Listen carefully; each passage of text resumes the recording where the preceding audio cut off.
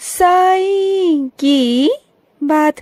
बच्चे, जहाँ मेरे बच्चों की काम की बात आती है ना, जहाँ मेरे बच्चों के काम होते हैं, उनके कार्य होते हैं ना, वहाँ उनका साईं स्वयं आकर खड़ा होकर उन कामों को करवाता है। मेरे बच्चे, तुम्हें क्या लगता है कि तुम मेरा नाम जपते रहते हो और मैं तुम्हारा काम नहीं करवाऊंगा? नहीं मेरे बच्चे, मैं आता हूँ और तुम्हारे कार्य को स्वयं करता हूँ।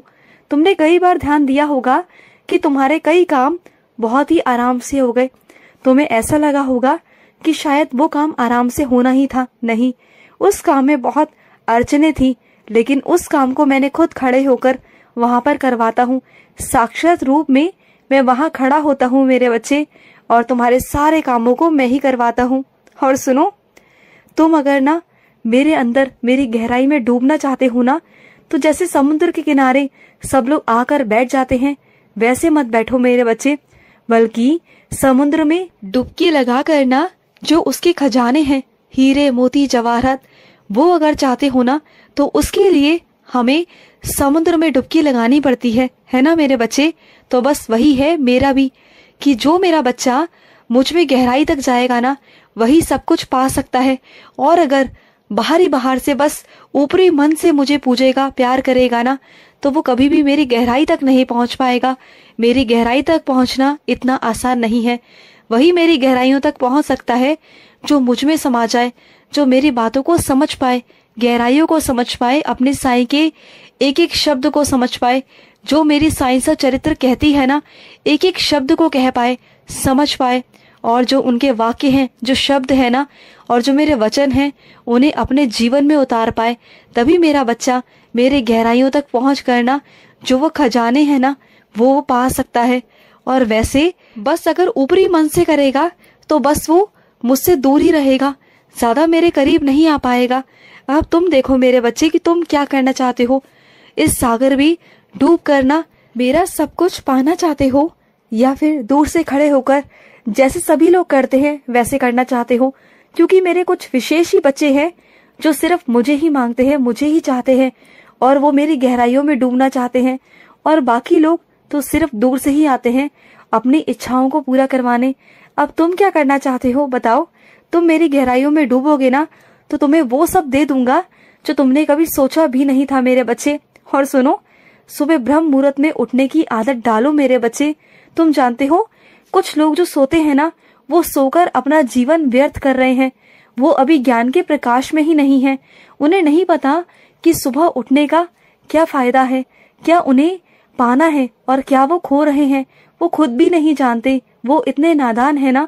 उन्हें सब पता है कि ब्रह्म मुहूर्त में उठने से मेरा आशीर्वाद प्राप्त होता है, लेकिन उसके बावजूद भी ना वो सुबह उठ नहीं पाते, क्योंकि उनके भाग्य में, उनकी किस्मत में है ही नहीं वो खजाना, वो मेरा आशीर्वाद है ही नहीं। और जो मेरे कुछ बच्चे उठ पाते हैं ना, उन्हें पता है वो रस, वो आनंद, वो मेरा प्यार, वो मेरा आशीर्वाद, वो उस प्यार को समझ सकते हैं, वो जान सकते हैं। और जो एक बार सुबह ब्रह्म मुहूर्त में उठना शुरू कर देना, वो कभी उठना नहीं छोड़ेगा, कभी नहीं। वो मेरे प्यार का रस, वो मेरा आनंद, वो मेरा भजन कीर्तन, वो मेरी सुबह की आरती, काकड़ आरती, उसका जो स्वाद है ना, जो उसका आनंद है, वो अलग है मेरे बच्चे। वो हर कोई नहीं चख सकता। बहुत कम लोग ऐसे हैं जो उसे चख सकते हैं, जो उसे महसूस कर सकते हैं।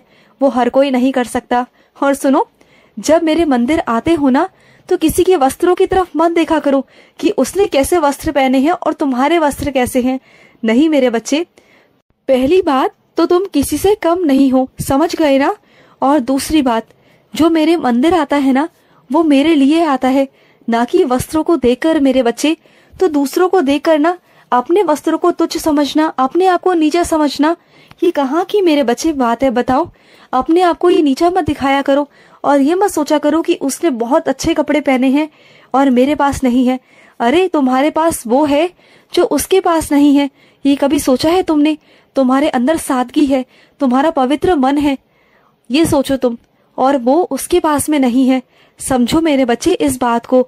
और जो मेरा बच्चा सिर्फ और सिर्फ मेरे लिए मंदिर आता है ना, वो कभी किसी और चीज की तरफ कभी देखता नहीं, न गहनों की तरफ, न जेवरातों की तरफ, और न ही कपड़ों की तरफ।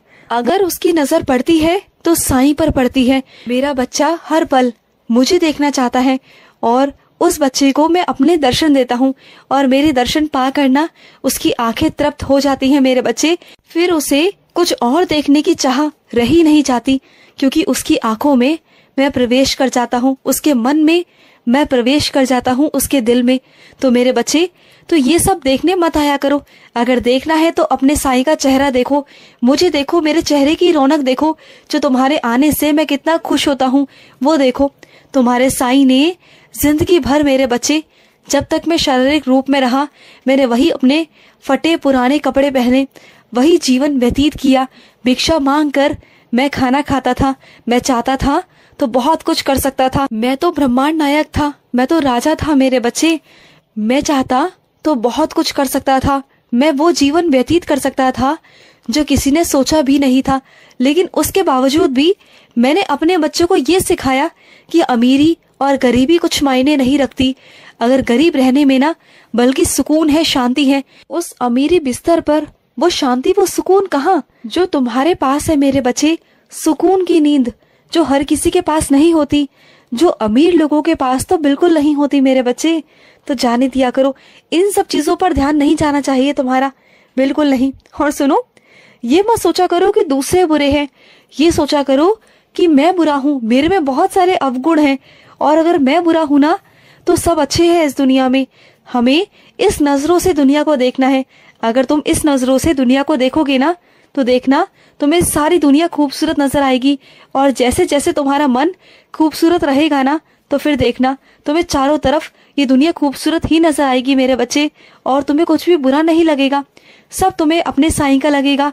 हर किसी के अंदर तुम्हें अपना साईं नजर आएगा, चाहे वो तुम्हारा दुश्मन ही क्यों ना हो, उसमें भी तुम्हें अपना साईं नजर आएगा।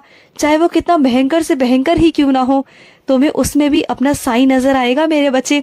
और सुनो, मेरे साईं सा चरित्र को सिर्फ पढ़ना ये मायने नहीं रखता मेरे बच्चे।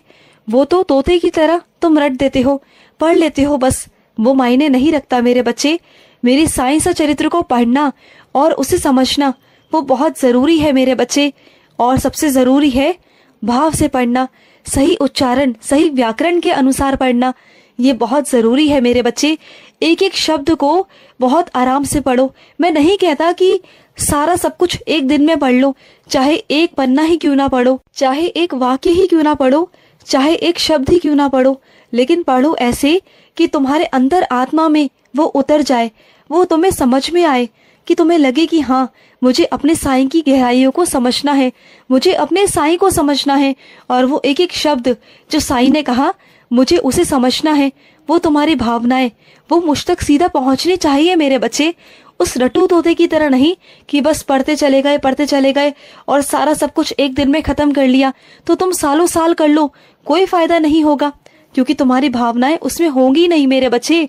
तुम सच में अगर अपनी प्रार्थना मुझ तक पहुंचाना चाहते हो तो अपनी भावनाओं के जरिए पहुंचाओ मेरे बच्चे।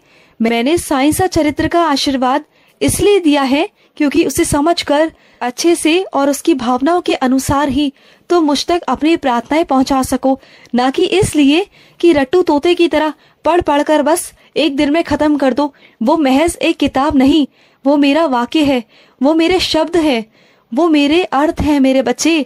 इसे समझने की कोशिश करो, वो मेरा रूप है। तुम जब तक ये बातें नहीं समझोगे, सिर्फ महज एक किताब समझकर पढ़ोगे, तो कभी वो प्राप्त नहीं कर पाओगे जो मैं तुम्हें देना चाहता हूँ मेरे बच्चे। समझो, खुश रहो। आज का साई संदेश समाप्त हुआ।